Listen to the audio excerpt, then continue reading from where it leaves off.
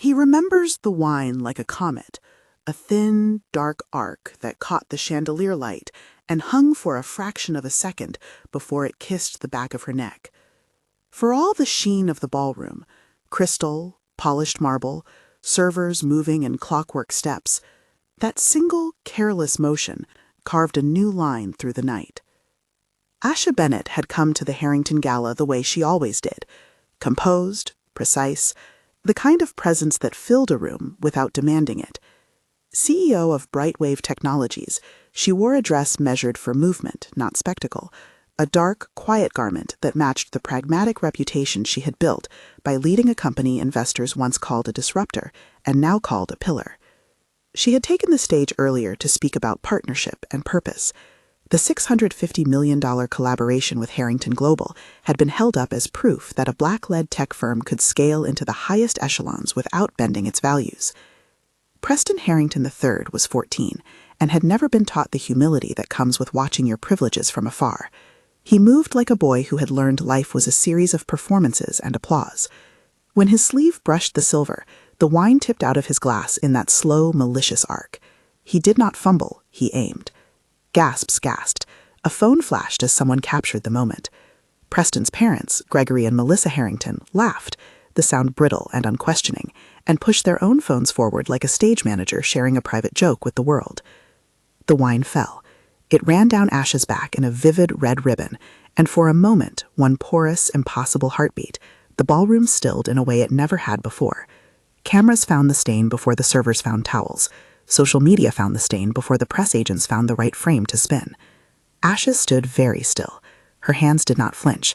Her face showed nothing of the private freight that might have been expected. Anger, humiliation, a reflex to recoil. Whatever she felt was carefully folded inward. She waited until the host's applause died enough to let her voice cut through, and then she walked back to the lectern with the same slow certainty she had used to build Brightwave from startup chaos into a market leader. "Good evening," she said. Her voice was measured, and the microphone cleaned it of any tremor. "Tonight we talked about values. We promised integrity in every partnership. In light of recent events, Brightwave is withdrawing from its agreement with Harrington Global effective immediately." The sentence landed like a verdict. The $650 million arrangement evaporated in the blare. There are moments when the world reorganizes itself around a single action. In the span of a few minutes, paid smiles turned into strained statements. The host's laughter at the obvious, awkward attempt to keep the program moving sounded like an echo from a different room. Preston's grin froze as if he'd been caught mid-stage whisper, and his parents' phones kept rolling, their laughter now the loudest thing in the room, proof and indictment in equal measure. A short line of people exhaled, then leaned in. Someone in the crowd shouted, "Why?" Asha did not answer questions from the floor. She left the stage and left her silence in the air like an umbrella no one could say how to open. Within minutes, clips were everywhere. The first version, an unedited phone recording from a corner of the ballroom, spread like a stain across platforms. Numbers climbed on dashboards, thousands, then millions. Comment threads fought to shape the moment, laughter, outrage, defenses, victim-blaming. The Harringtons' PR suite moved immediately from shock to curation, composing statements that softened the scene, called it a regrettable incident, suggested a teen's mistake. The family's camp released a video of Preston, eyes wide, immediate apology, edited for sympathy. Brightwave's internal channels swelled. Employees watched the same clip, some of them silent, others furious. Board members came out short, urgent messages. Markets would react. Investors would have questions. The company's communication director began, in that very first hour, to thread a plan together. It was a business problem wrapped in a moral moment, and both demanded reply. Asha convened a small team in her suite at the hotel. The room smelled faintly of lemon polish and coffee. Devon Shaw, Brightwave's PR director, sat with his laptop like a surgeon awaiting the operating table. Marisol Trent, the company's outside counsel, folded her hands and looked at Asha as if measuring the distance between what the law allowed and what the public expected. Aaron Lee, the CFO, had his phone open to a live ticker. The numbers were already twitching. "We pull the deal, we own the narrative," Devon said, voice low. He was the kind who always sounded as if he'd rehearsed his cadences. "We have to be the source of truth before someone else defines it." "And we have to be defensible," Marisol replied. "This family will have lawyers. They will threaten litigation alleging defamation. We prepare our documentation now, gather statements from eyewitnesses, secure footage from the ballroom, preserve chain of custody for everything." She was saying the things corporate law required, stark, mechanical words that smelled of courtrooms and contracts. They were necessary, they were not everything. Asha listened. Her demeanor was not theatrical. She did not seek applause. She spoke as if balancing a ledger. "We withdraw the partnership because our partners must match our values. That is not negotiable. We will not be complicit. Devin nodded, but on his screen the social feeds were resplendent with a different currency. Preston Harrington III was trending worldwide. The Harrington family released a short statement from Gregory and Melissa. Disappointment, a pledge to teach their son better. The friendly channels that once filed away philanthropic appearances started to churn with blurbs of contrition and defensive spin. Brightwave stock dipped not insignificantly. Banks looked at exposure. Some partners began to message privately, their tone suddenly careful.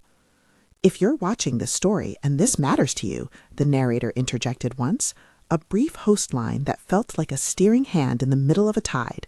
Subscribe for more investigative narratives that follow moments like this to their end. The line lasted less than a breath, a soft, automatic gesture from the form to the medium. Then the work resumed. That night, Asha slept in small slivers. The world did not let the moment cool.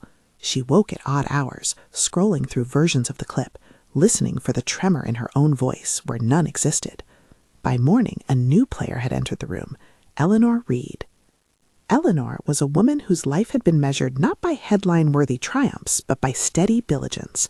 For 27 years, she had kept the Harrington home in order, books aligned, silver polished, birthdays observed with a quiet precision that the family mistook for loyalty. When the Harringtons left town or country, Eleanor stayed, the backbone of a household that had treated stability as an entitlement. She had a journal on her nightstand the way some people keep prayer books. She wrote the small things and the big ones with the same ink, notes on schedules, the color of the weather, the oddness of certain conversations. Over decades, those notebooks accumulated into a ledger none had expected to see outside her drawer. Eleanor found Asha's email address, careful research, an old address she'd sent a cheerful holiday card to a Brightwave executive a decade ago, and she wrote one message that was both simple and dangerous. In it, she said she knew things. She said she had kept records. She said it was time someone heard the truth. They met in a nondescript cafe near the Midtown office, a place chosen because it was ordinary and therefore less likely to be watched. Eleanor arrived with arms full of faded ledgers tied neatly by ribbon. Her hands trembled as she set them down. She was small, a figure shaped by a lifetime of domestic labor, her hair bundled in a cloud of silver. Her eyes, however, were sharp, and when she spoke they were edged with a steadiness that had been carved by decades of watching. "I saw how they treated people," she said. "Little things, then bigger things. People disappeared from payroll, checks that never cleared the way they should, conversations about ways to make things look smaller. I wrote it all down." Her voice had the soft cadence of someone who had not practiced being a whistleblower. It was not polished, it was true. Asha listened without interrupting. The team sat around the small table, Marisol with a legal posture, Devin with a journalist appetite for clarity. Aaron, by a profession cautious, was lean and watchful. They opened the notebooks cautiously. Pages held names and dates, shorthand notations, small drawings of envelopes and people. There were copies of receipts, notes on overheard arguments, a startling detail about a ledger entry that matched a missing payment Asha never knew existed. "To file this," Eleanor said, "I lost something last year. They thought I was leaving. I wasn't. I wanted to make sure if anything happened to me, if they decided to bury the truth, someone would know." There is a particular hush when practical courage steps into a room. It is neither melodramatic nor theatrical. It is the quiet of systems shifting ever so slightly. The notebooks were not the flash of a single damning film clip. They were the slow accumulation of patterns, a decade of small deceptions that, hand to hand, spelled structural wrongdoing. Marisol looked at the notes and then at Asha. "We verify, we secure, we make sure every piece of paper is authenticated, chain of custody. We bring in independent auditors, we bring in a forensic team. But if this is what it looks like, then this isn't just a PR moment. This is material." Devin, whose instincts had always split between reputation management and moral clarity, felt the line the company had to walk, reveal enough to be credible, but not so much that it risked the legal ground they needed to stand on. Asha, for her part, already seemed to have crossed that line in her own way. The decision she'd made on stage belonged to the same ledger as the choice to sit at a cafe with an elderly woman and take her hand. They began to sort. Names were cataloged and prioritized. Recordings from old phone calls, Eleanor had a few she had saved after overhearing crucial directions, were flagged. Receipts were photocopied and scanned. Someone made a list, steps to verify the authenticity of documents, who to call, when to engage regulators, which journalists to trust. It was procedural, necessary, and utterly human in its aim, to turn a smudge, a stain, into a trail. Meanwhile, the Harringtons adjusted their own machinery. The first public legal volley came as a pointed press release, threat of a defamation suit if damage to the family's reputation continued unchecked. Behind the headline, a different strategy unfolded. An aggressive PR blacksmithing took the lead. Refine the family narrative, intimidate wavering partners, pressure banks, and, if necessary, push competing stories into the mainstream to dilute the original clip. It was then a new, darker weapon appeared, a security camera clip released by a private outlet with ties to Harrington sources. The channel framed it as a full-night security feed showing the whole ballroom. The clip was short, suspiciously clean, and at first glance suggested something nobody could easily ignore. Asha, in a brief exchange with a teenage boy, allegedly using language others found threatening. It fit into a script that would, if unchallenged, reframe the wine as provocation rather than humiliation. The tabloid interviewer, Mitchell Grant, played the footage on repeat with gleeful insistence. Did she threaten his safety? His voice intoned across the airwaves. Headlines proclaimed the question before facts could answer it. Clips without context filled feeds. The piece was predicated not on the authenticity of the footage, but on the convenient shape it gave to a story hungry for conflict. Asha watched the footage alone in a conference room with the blinds closed. Her shoulders, usually square as keels, folded briefly as if under pressure. She does not perform brokenness.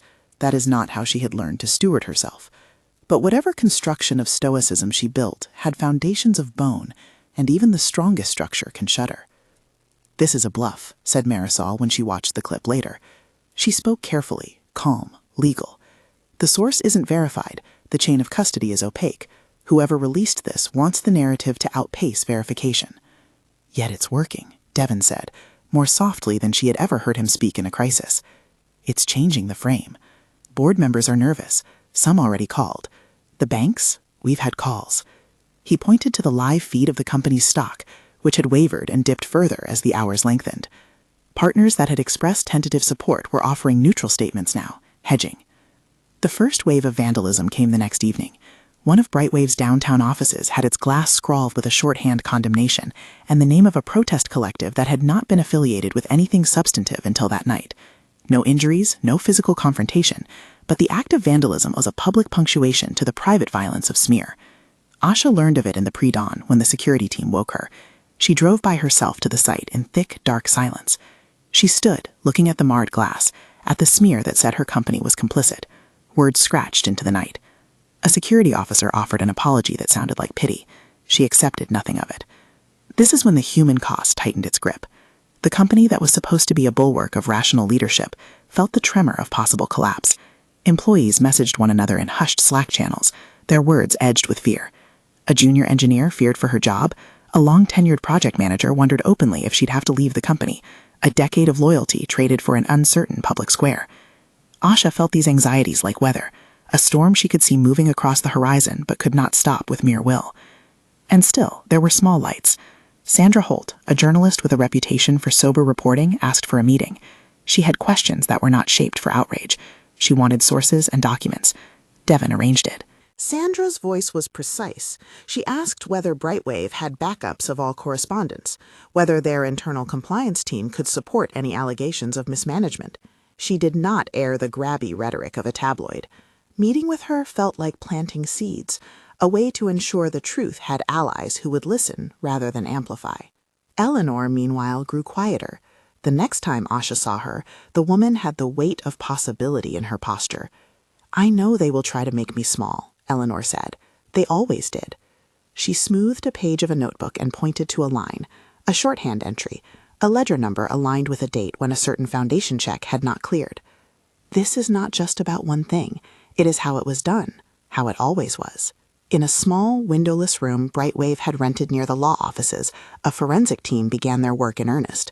They matched signatures, traced bank routing numbers against public filings, and cross-checked dates. Names recurred. Patterns emerged. The work was not cinematic. It was accounting and persistence wed together. A spool of small details that, when threaded, could form a narrative strong enough to withstand counterattacks. But smoke and mirrors are resilient. The Harrington camp released another piece of content, a cleaned clip from security footage that someone in a media office had taken and sharpened. It was a professional-looking edit, with color grading that obscured small telltale flaws. It was meant to function like a clay model, plausible enough to convince those who wanted to be convinced. It pushed public opinion sideways. You can't fight with emotion alone, Marisol reminded Asha. We need the work that survives a courtroom. We need to be defensible on all fronts. Asha agreed because she always did. Principled choices, after all, need practical scaffolding. She thought of Eleanor, of the notebooks that looked for justice like a gardener planting seeds in a winter plot. She thought of the young employees who had joined Brightwave because of the story it promised, a company that married profit with principle. She thought about what the Harringtons' laughing phones represented, a family insulated not only by wealth, but by a culture that permitted cruelty as entertainment. Late that week, a quiet moment arrived in the middle of a thunderstorm. Asha sat in the boardroom well after midnight, the city lights a smear beyond the floor-to-ceiling glass. On the table lay a phone with a single video file. It was the one released by the Harrington-connected outlet, the sanitized security clip. Devon had looped it, and in the flickering glow, Asha watched her own gestures, truncated and isolated from the wider arc of what had actually happened in the ballroom. It was an ersatz truth. "What do you see?" Devon asked. Asha watched the boy in the clip, face blurred just enough to preserve his newsworthiness. She watched her own shadow fall over him in a way the clip framed as menacing. She thought of a 14-year-old who had been taught to laugh and record, and she thought of the adults who had shaped his sense of entitlement. "A manufactured moment," she said finally. "A story stitched to fit a narrative." She did not say, in that quiet room, the thing that stirred in her, how frightening it was that someone could make a moment look like a motive. Marisol had the same thought in legal terms. "We call the forensic team in," she said. "We preserve every bit of footage we have from the ballroom. We document witness testimony from those who were there. We make the timeline airtight. Also," Devon added, "we start telling our story to reporters who will listen." He named Sandra Holt. He named others, old contacts who did not trade in sensationalism, but in fact. If truth had to be a muscle, they needed to begin flexing it. They were not naive. They understood the Harringtons' playbook. They knew how money could lubricate narratives, how it could buy airtime, hire experts to muddy water, and place sympathetic sources into waiting microphones. Brightwave moved with an odd mixture of grace and terror. This was a fight fought in conference rooms and on desks as much as in the court of public opinion. Back at her apartment, Asha found a photograph tucked into one of Eleanor's folders, an old image of the Harrington house in the 70s, and a handwritten note by Eleanor about a child who learned early that things were for having, not for caring. The handwriting was slightly shaky. Asha traced the loop of a letter with her finger. She thought of Preston and of parents who had filmed the moment of humiliation with phones held like trophies. There would be, she knew, a point where the Harringtons' laughter would stop being merely callous and would have to be acknowledged as culpable. Whether that recognition would come quickly enough to prevent a different kind of damage was the cruel arithmetic of power. The next morning, the first line of counterattack arrived. Anonymous online posts claimed to have evidence that Eleanor's notebooks were forged, that her handwriting matched a template someone had trained to replicate, that she had been paid to lie. It was a neat inversion. Suddenly, the fragile woman who had walked into a cafe with her life on a ribbon of paper was a target. Eleanor called Asha on her office line, her voice small but not broken. "They will say anything," she said. "They'll make me old and mad and poor and dishonest. But I kept things because I owed it to the people who had no voice." Asha did not answer the way a CEO who wanted headlines would. She answered as a person who had been chosen by thousands of employees to steward a future. "We will verify," she told Eleanor. "We will protect you. We will not leave you alone." Around them, the machinery of opposition assembled. Smear pieces multiplied. Private investigators, it was rumored, hovered at the edges, trying to discredit the whistleblower with thinly sourced allegations. Brightwave's legal team filed preservation notices. They reached out to regulators with leads. Devon briefed sympathetic reporters and set the stage for structured releases. The company, which days before had been discussing product rollouts and market forecasts, now found itself juggling witness protection, reputational triage, and the moral imperative of pursuing a truth that could not be trivially categorized. For all the noise, some facts began to align. A seemingly random receipt in Eleanor's notebook matched a bank ledger entry brightened under forensic light. A voice print on an old recording bore the same cadence as a previously anonymous voice that had directed finance movement years before. The pattern that made ugly sense in a small kitchen in the Harringtons' house now threaded into corporate filings.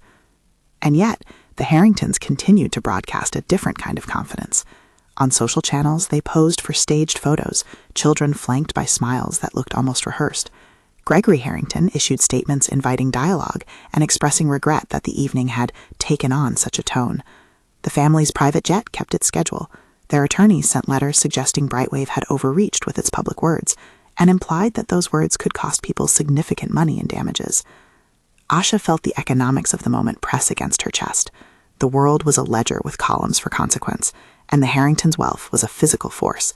But money, she had learned early, was not an unassailable shield when the evidence had weight.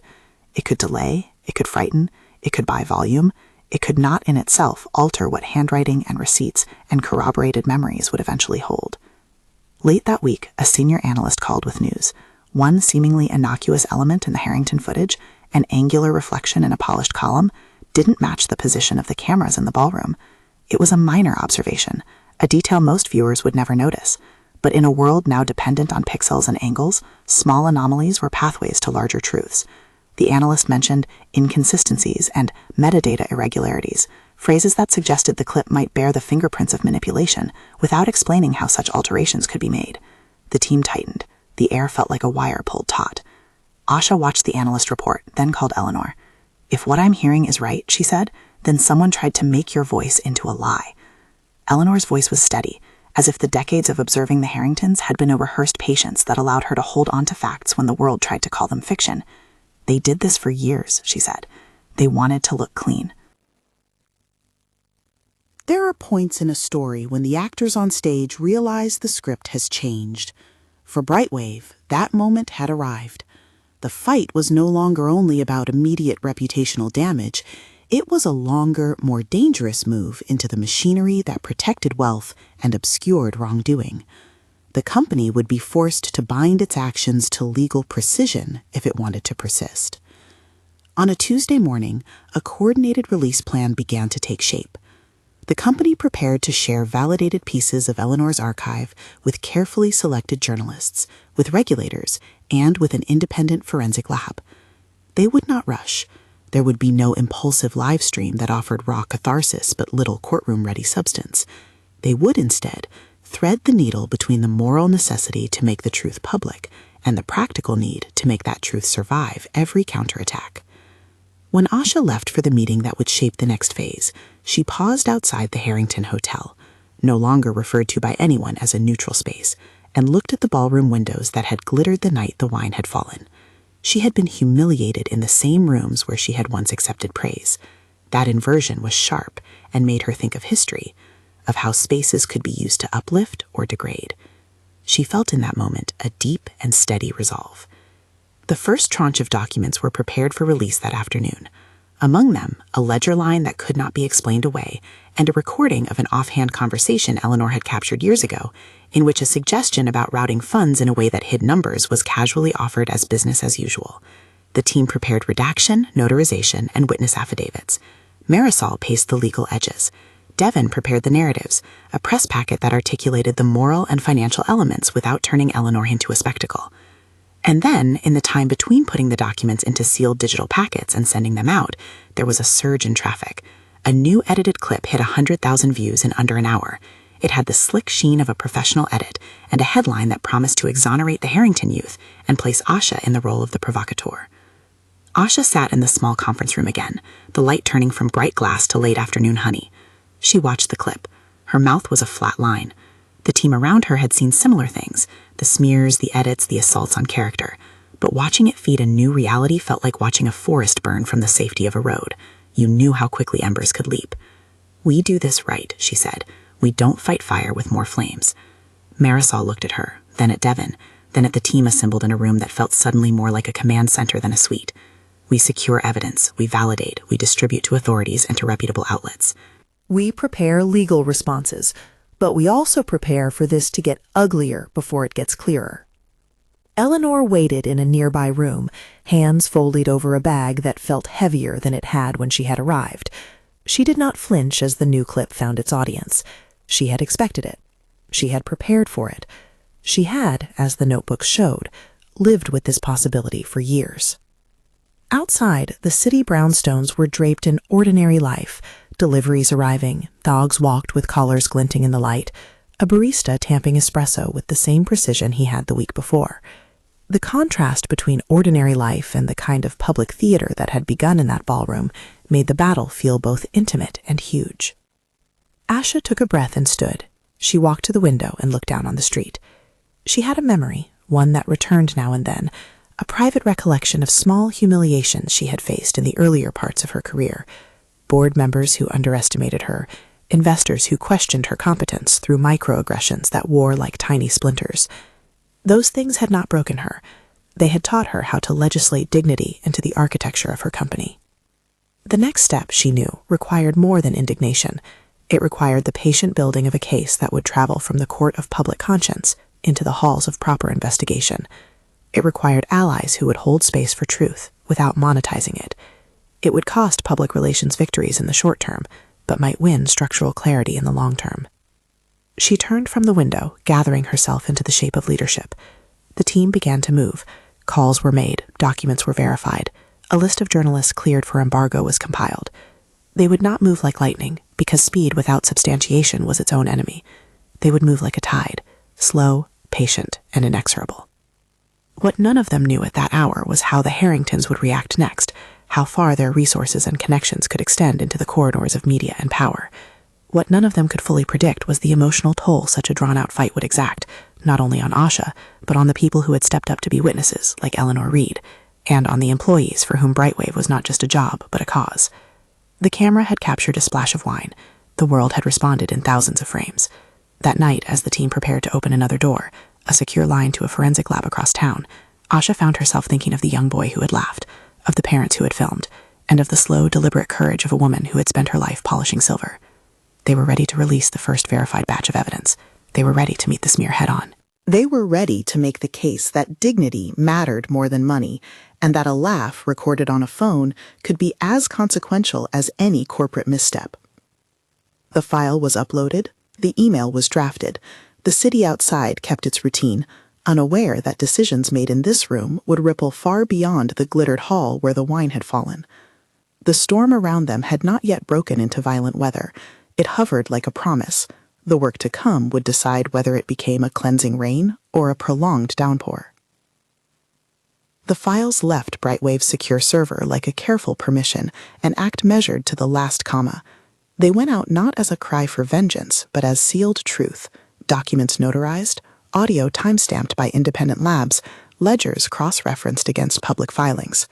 The embargoed packets were delivered, in staggered waves, to a handful of journalists who had shown the kind of discipline that resists spectacle, Sandra Holt among them, an investigative desk in Washington, and a consortium of reporters who had cultivated sources in regulatory agencies. The release was surgical. It was also public. When the first of the validated materials hit the presses, the reaction was immediate. Headlines shifted, hesitantly at first, away from the tidy narratives the Harringtons had tried to sell, and towards something messier, patterns, corroboration, and a whistleblower whose notes could no longer be dismissed as one woman's grievance. Journalists who had been skeptical now quoted auditors. Newsrooms that had once preferred the quick, salacious clip to slow accountability now ran deep dives into ledgers that traced curious funds through shell companies and charitable foundations that, on paper, had the luxuriant glow of philanthropy. Eleanor sat in a folding chair in the back of a small press room the day the story became harder to ignore. She had been out of the limelight for almost her entire life. Now microphones angled like small flowers to a woman who had kept receipts in a shoebox and dignity in a notebook. When she told the room why she had kept her journals, her voice cracked once and then steadied. "I wanted someone to know," she said simply. "Not for money, for truth." Outside, the Harrington strategy room combusted with decisions and countermoves. Their legal team sent stern letters, their PR operation amplified sympathetic op-eds, and a stream of social content sought to paint Eleanor as an unreliable narrator. The family pressed foundations and partners for statements. Gregory Harrington walked through halls that had once echoed with the ease of privilege and found them suddenly thin with noise. But the matters of record kept asserting themselves. Forensic labs confirmed that crucial ledger entries matched bank routing data from weeks and months when public filings showed gaps. Independent auditors corroborated that payments had been funneled in a way inconsistent with stated charitable purposes. The notebooks Eleanor had kept contained the kind of mundane details that, when matched to payment timestamps and employee schedules, were damning in their ordinary specificity. Dates, invoice numbers, routine references to vendors whose names reappeared in suspicious contexts. The doctored security clip was still a fulcrum in the public imagination. It had been polished to look convincing, color-balanced, cropped to a dog-eared narrative, but the forensic work turned up the kind of fingerprints that do not announce themselves. Compression artifacts inconsistent with the claimed source, an angular reflection that misaligned with verified camera positions, metadata that suggested edits had been made after the file was exported. The laboratory's report was careful and technical in phrasing. Its conclusion was not theatrical, but it was clear enough for a prosecutor to read it as probable cause for further inquiry. When federal investigators issued subpoenas, they did so with the quiet force of process. Investigators requested records from banking institutions and subpoenaed communications from vendors. Agents who understood corruption in corporate corridors began to ask for board minutes, travel logs, and the internal correspondence the Harrington camp had long treated like personal ephemera. What had begun as a viral moment had now matured into a path of legal unspooling. Public response was volatile. The following week saw a fraught balance of protests and vigils outside Brightwave offices and the Harrington headquarters. Supporters of Asha held signs that invoked dignity and accountability. Others, mobilized by the narrative the Harrington camp had sown, demanded restraint and decried what they called rush to judgment. It was messy because it was human, a conflation of righteous anger and the raw appetite of a media ecosystem fueled by conflict. The Harringtons responded with the force their wealth allowed. Banks, cautious about reputational risk if not yet convinced of guilt, placed temporary holds on lines of credit tied to Harrington Global. A network of smaller partners received stern calls asking them to distance themselves from Brightwave. The company felt the pressure like a physical tightening of a vice. For a moment, the charts on Aaron Liu's screen flashed the sort of numbers that make even seasoned CFOs clamp their jaws. The company's options narrowed into careful, disciplined acts. Yet there were also moments of unmistakable solidarity. Investors who had been with Brightwave since its early days called to say they believed in the integrity of the CEO they had backed. Employees organized quietly in channels to coordinate their testimonies, to offer witness statements, to secure personal records. Journalists who had been given the sealed packets began publishing nuanced pieces that did not scream, but mapped a trail: Eleanor's notebooks, bank anomalies, and the pattern of concealment. The story shifted from the taste of the wine to the texture of wrongdoing. Asha, meanwhile, did what she had always done when the stakes were high. She anchored the human center. She made time to speak privately with employees who were frightened, to convene senior managers to protect the company's operations, and to sleep when she could, had no voice. Her leadership had cost her a kind of private exposure she had not invited: enemies in op-eds, insinuations about past decisions, and an unrelenting media cycle that parsed her every expression. Yet in boardrooms and coffee shops, she also found allies, people who did not flinch at the work of making truth survive. Sandra Holt arranged an interview that aired on a slow news program where time was allowed for facts. The segment did not seek ratings through outrage, it sought evidence through calm. When Asha spoke about the decision to withdraw from the Harrington deal, she framed it as a ledger of values. "Partnership with anyone is a covenant," she said. "If we cannot sign with our principles on the table, the partnership is no partnership at all." The Harringtons' first major legal retreat came not as a concession but as a misstep. Their high-profile attempt to file a defamation action lacked the procedural grounding to withstand counter-evidence. When their lawyers produced a complaint framed more for narrative than substance, Brightwave's counsel countered with preservation notices and affidavits from multiple eyewitnesses. Those affidavits, testimonies from servers, event staff, and members of the audience, describe the sequence of events in human terms: the arc of the wine, the laughter from parents, the stunned silence. Preference in law is given to evidence, and soon those testaments began to buttress the material trail. Then the clinics of power started to crack. A discreet raid, executed pre-dawn after a court granted a search warrant, was the first public act of enforcement. Federal agents entered an office tower used by a shell company tied to the Harringtons' network. Files were copied, servers were imaged, and in court filings later made public, the affidavit cited irregular transfers and suspicious beneficiary designations. The arrests that followed, announced with restrained language by a federal prosecutor, were of individuals connected to the network of corporate conduits. In the initial round, charges ranged from conspiracy to commit financial fraud to obstruction of investigations. The prosecutor's office emphasized that investigations remained ongoing and that more information could follow as the case developed. Gregory Harrington's name was among those implicated. When agents arrived at an estate house, television cameras outside the gate rolled. The sight of men in suits guiding a figure from a car into a courthouse was never a moment to relish. The arrests were procedural, hands cuffed without spectacle, dignity reduced for the camera's sake. In private, some of the Harrington staffers had cried. The family released a statement that read like the reflex of privilege meeting consequence, regret, a plea for privacy, and an insistence on due process. Melissa did not go to the stand or to press briefings. Her world narrowed into phone calls and private counsel. The luminous ease that had once accompanied her public life now felt fragile. She looked often at a short video clip on her phone, the original wine incident, more times than she could count, perhaps searching for evidence she had missed the first time. She watched the footage until its edges blurred, and all she could see was the boy and the woman who had not flinched. It was in the quiet afterward, when the legal noise was still loud but the initial adrenaline had faded, that the parents' realization settled in. In a small room at a private facility, Gregory sat across from a counselor assigned to Preston's case. Preston had been spared the most public of charges. A juvenile system would ideally prioritize rehabilitation, but he was not spared the consequences. He attended sessions where adults gently explained the shapes of accountability and the difference between entertainment and harm. In a way that felt late and necessary, he was asked to reflect. His parents, watching his small, tentative contrition, began to understand the moral gravity of what they had participated in. Melissa, alone in a spare bedroom that had been filled with fast friends and fast jokes, experienced a kind of awakening that arrives with delay. She scrolled through comments, then through images of donations the family had publicized as generosity, but that now, under scrutiny, appeared instrumented. She read newspaper accounts that cited bank documents she had not seen. The laughter that had once seemed so light in the ballroom was now an artifact of privilege laid bare. She called Asha, something the public had anticipated but which remained a private choice. Their phone call did not unfold as the tabloids might have hoped.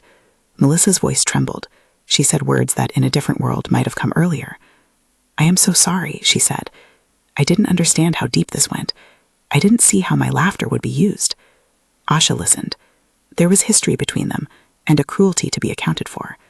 But Asha's primary commitment was not to retribution, but to institutional correction. "Apology matters," Asha said finally. "But what matters most now is accountability and protecting people like Eleanor. Help make that happen." That conversation, private, strained, small, would never undo the footage of phones held like trophies. It could not remove the arc of the wine. It could, however, mark the moment the parents realized their mistake, even if the realization came too late to reverse the public consequences of their laughter. Back at Brightwave, the judicial phase advanced slowly and inevitably. Prosecutors presented a mosaic of evidence: wiring instructions, call logs, emails that bore timestamps aligning with suspicious payments.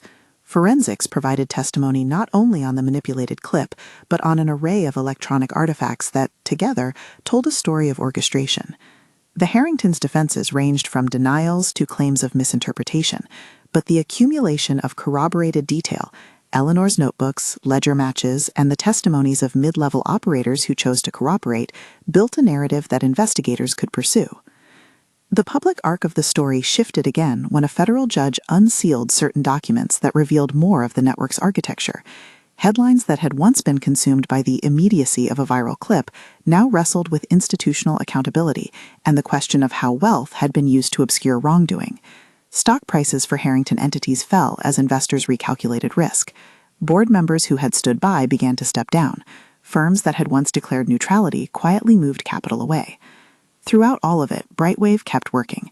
The company's operations team stabilized revenue streams and renegotiated partnerships with a focus on ethical alignment. In the months that followed, board votes confirmed Asha's continued leadership. The board's resolution did not come without debate. It was a hard, argued decision. But in the end, they reaffirmed her tenure, citing not just her moral stance, but the way she had steered the company through crisis with attention to both principle and pragmatic governance. Eleanor's role grew as the legal corridors widened. She cooperated fully with investigators, providing sworn statements and sitting for hours where she repeated details that had been, for years, private burdens. She navigated the sudden public scrutiny with a dignity that had been honed by a life of quiet labor. There were risks, anonymous threats, attempts to question her credibility, but her testimony, paired with corroborated documents, was weighty. She did not seek attention. She sought justice. When the first wave of indictments came, they named several senior figures connected to the Harrington network. Reports showed charges related to fraud and conspiracy. Court filings described complex schemes that had distributed funds and disguised them through a web of corporate intermediaries. The media called the case sprawling. Prosecutors called it a long investigation reaching a point where allegations could be formally pursued. The language of the courtroom is careful, but the effect was unmistakable. Some of the people closest to the Harringtons were taken into custody, formally processed and arraigned. The images on television were procedural, not cathartic. Men and women entering courtrooms, legal counsel consulting, judicial officers reading charges aloud. The Harringtons' public presence shrank. Gregory's dealings became a legal entailment he could not easily escape. Melissa retreated into family counsel and private charity work that underwent intense scrutiny. Preston, shielded in part by juvenile protections, attended therapy and education programs designed to teach accountability and empathy. The family, whose laughter had once resonated through gilded ballrooms, now found itself learning the cost of unexamined privilege in the quiet places where consequences live. For Brightwave, the months after the arrests were a time of repair. The company worked to reassure partners and customers and to shore up internal culture. They instituted new transparency measures and compliance protocols designed to prevent the kind of entanglement that had nearly crippled them. Asha presided over town halls where employees asked blunt, human questions. She answered them with candor about what had been learned and what would change. "We pushed back, not to destroy, but to protect," she told a group of staff in a small auditorium. "We must make sure that no one who raises a hand in truth is left alone." Then came the announcement that would transform the story's private pain into a public commitment. Brightwave and a coalition of allied organizations announced the creation of the Eleanor Reed Justice Institute. Funded initially by Brightwave's board and a consortium of ethical investors, the institute would provide legal aid to whistleblowers, fund independent forensic labs, and advocate for stronger protections in corporate governance. The name, Eleanor Reed, was chosen not to make a solitary hero, but to honor the kind of perseverance that allows systems to be exposed. Eleanor herself, who had been uncertain about public recognition, accepted modestly. "If it helps another person speak," she said, "then I am glad." The Institute's launch was not a PR performance. The documents establishing it were detailed, including a fund for legal support and grants to nonprofits that trained employees on whistleblower rights. The board of the Institute included independent lawyers, journalists, and representatives from worker advocacy groups. Asha's role was central but not dominating. She knew that institutional change needed independent stewardship. The Institute embodied the narrative's larger moral, turning private pain into systemic correction. Months later, the city's legal calendar still held the cases that had been opened. Trials would come, guilty pleas might be entered by mid-level operators, and questions would remain unresolved for years. Legal outcomes in complex financial cases do not resolve neatly overnight. The story's moral arc, however, had already begun to assert itself in a different register. Culture shifts, policy discussions, and the kind of conversations about power that circulate long after a headline fades. The final public chapter of the arc unfolded in the ballroom where it all began. Brightwave, in partnership with the Eleanor Reed Justice Institute and a coalition of civil society groups, organized an award ceremony, not to gloat, but to name the work of those who had kept truth. The same chandeliers cast their light over the polished floor. The room held the memory of that first night in its air, like scent.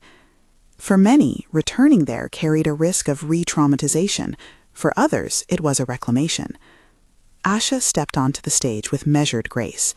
The audience had faces that had been part of the long road, employees who had held vigil, journalists who had stuck to facts, lawyers who had labored to keep process intact, and advocates for whistleblower protections. Eleanor sat in the front row, her ordinary clothes replaced by a simple dress, her hands folded neatly. Preston was there too, accompanied by counselors and a guardian assigned by the courts.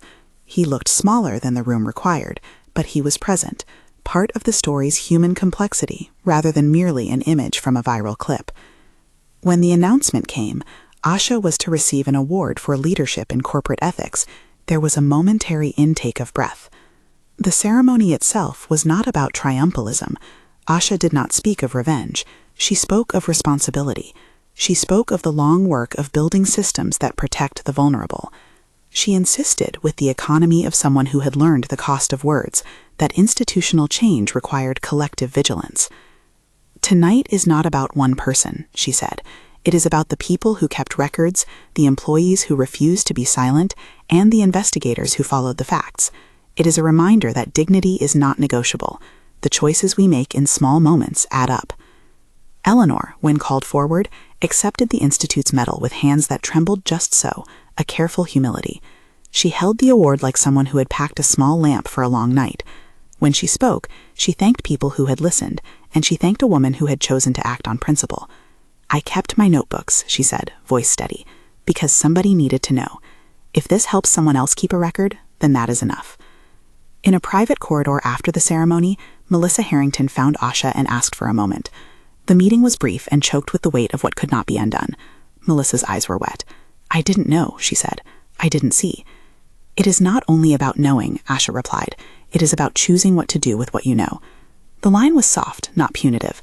The public had seen the images and judged. This exchange, however, was about private reckoning. Melissa, a woman who had once laughed in a ballroom and filmed a humiliation, found herself learning a different kind of humility. The work of repair requires action, not only words. Preston's fate remained a chapter in progress. He attended community service programs, counseling, and restorative dialogues with people who had been harmed by public culture of mockery. He was not vilified in private. He was counseled. The story's ethic insisted that children who are sheltered from consequence must nevertheless be taught empathy. Preston's path was neither neat nor linear, but there was hope that the curriculum of real repair, relationships rebuilt, responsibilities named, would shape a different future. Months turned into a season, and the Institute began to fund cases, to train lawyers, and to sponsor research into better protections for employees who chose to speak. Brightwave's governance changes were referenced in other companies' reports. Conversations in boardrooms began to include language that had once been relegated to the margins. Dignity as a fiduciary matter, whistleblower protections as part of risk management. In private moments, Asha reflected on what had been lost and what had been gained. She returned once to the hotel where the gala had been held. She stood in the doorway of the ballroom and imagined the arc of wine in slow motion, the comet of a memory that had triggered a tidal change. She did not dwell on the humiliation so much as on the possibility that had been born from it, a collection of people who chose, quietly and stubbornly, to build something that could not be bought away. The Harringtons' decline was not a spectacle of schadenfreude, but a sober account of accountability. Their legal fights continued. Appeals and motions would fill pages in future months. But the cultural consequence, an increased willingness in corporate America to ask uncomfortable questions, persisted. The courtroom would be a place of law. The cultural shift would be, in some small but meaningful way, a place of conscience. When the news cycle finally softened, the story remained alive in the practices it inspired. Bright interns at small nonprofits took up whistleblower law as a career. Boardrooms that had once prized image over integrity added independent ethics audits to their agendas. The Institute published its first report recommending model protections. A few firms voluntarily adopted them.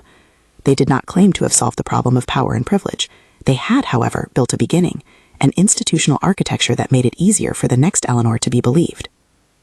And the memory of the wine remained as an image that could cut both ways, the stain of humiliation and the red ribbon that had marked the start of an unwinding. Asha, who had weathered humiliation and strategy, found herself thinking often about the quiet courage it took for a person to keep a ledger of truth. It was, she realized, a kind of slow heroism, not immediate, not flashy, but sustained across decades. In the end, the parents' realization, arriving late and heavy, became a moral coda to the story. Melissa and Gregory Harrington would be known not only for the wealth that insulated them, but for a moment of public misjudgment that had consequences they could not simply reverse. Preston's education and empathy would be lifelong. The public learned that laughter, when filmed and amplified, can become a tool of harm. The private learned that apologizing is not always sufficient without structural change. At the Institute's headquarters, a plaque hung with Eleanor's name. Employees who passed below paused. A small reading room contained boxes of donated notebooks and legal templates. The Institute's first fellows worked on cases where fear of reprisal had kept people silent. The ledger of small injustices, unpaid wages, canceled benefits, whispered threats, found a new listener. On the anniversary of that first gala, rather than retell the viral clip, the city's press covered a quiet luncheon where Brightwave offered scholarships to students from underrepresented communities and launched a fellowship in corporate ethics. Asha walked through the event and saw faces lit not by cameras but by possible futures. For a woman who had been pushed into an impossible spotlight by a careless act, the light now felt purposeful. When she was asked, eventually, what she would want people to remember about the night the wine fell, she did not rehearse a line about victory. "Remember this," she said simply in one interview, "not because one person was humiliated, but because one person chose to speak up. Courage is often ordinary. It's a notebook, a voice, a refusal to let shame be the last word." Eleanor, who had spent a life polishing silver and keeping accounts, sat beside her in that interview and smiled in a way that felt like a benediction. "I did what I could," she said, "and others did what they must." The ballroom, in its reframed role, became both an origin and a destination, a space where a single humiliating arc of red had given rise to public reckoning and institutional change. The stain remained in memory, but its meaning had altered. It no longer functioned as an emblem of degradation alone. It marked a moment when dignity demanded a ledger, and when a quiet woman's notebooks could move an entire system. The legal files would stay open, the trials would take the time they needed, but something else had already been won: a precedent of attention, a new center of support for those who would speak, and a reminder that the architecture of power could be held accountable by patient, diligent truth-telling. That was the story Asha wanted the world to keep. That was the legacy Eleanor had risked her life to produce. If this story resonated with you, consider subscribing for more investigative narratives that follow moments of public spectacle into the work of accountability and change.